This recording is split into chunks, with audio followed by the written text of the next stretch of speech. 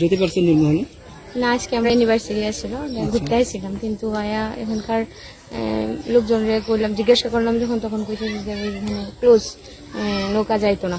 কি কারণে যাইতো না নৌকা? কারণ এখানে প্রচন্ড ওই যে কচুরি ফেনা। হ্যাঁ, কচুরি ফেনা উঠে রয়েছে, ডাকলি গাছ যাইতো না। জানতাম না, যদি জানতাম তাহলে এখানে আর টাইমটা ওয়েস্ট করতাম না।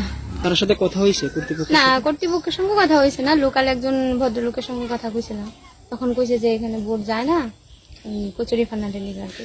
কিন্তু যেই পরিমাণে চেষ্টা করার প্রয়োজন সেই পরিমাণে হয়েছে না। অনেক কিছু চেষ্টা হয়েছে সমিতির থেকে, কিন্তু এখনো বড় মাপের চেষ্টা করতে এবং উপর লেভেল থেকে সরকার এটা সহযোগিতা, এটা একটা পাবলিক সমবায় সমিতি।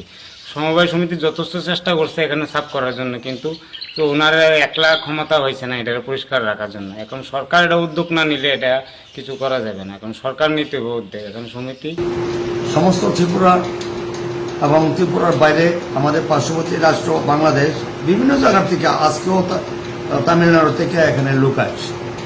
তো আমরা যে দেখাতে পারছি না, তার জন্য আমরা নিজেরাও ব্যথিত, এবং যারা ওটা দেখে যাচ্ছে, দেখে যেতে পারেনি, তারাও দুঃখ নিয়ে যাচ্ছে। তার জন্য আমি ট্যুরিজম ডিপার্টমেন্টকেও আমি বিষয়টা জানিয়েছি, এবং আমাদের স্থানীয় এমএলএ কিশোর বর্মন ওনাকেও জানিয়েছি। কচুর পানি এতটা হয়ে গেছে বেশি, কিন্তু এখানে সমিতি আমাদের সমবায় সমিতি পক্ষে একা এটা পরিষ্কার রাখা সম্ভব না।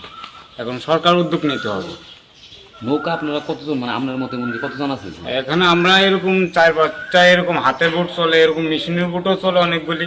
মেশিনের বোট চলে, এখন 20-30 জন কর্মচারী আছে, এবং আমরা এখানে ডেলি লেবারি করে রোজগার করি। হাতে চালানো নৌকা আছে 3-4টা, এরকম করে অনেকেই এরকম কষ্টে আছে।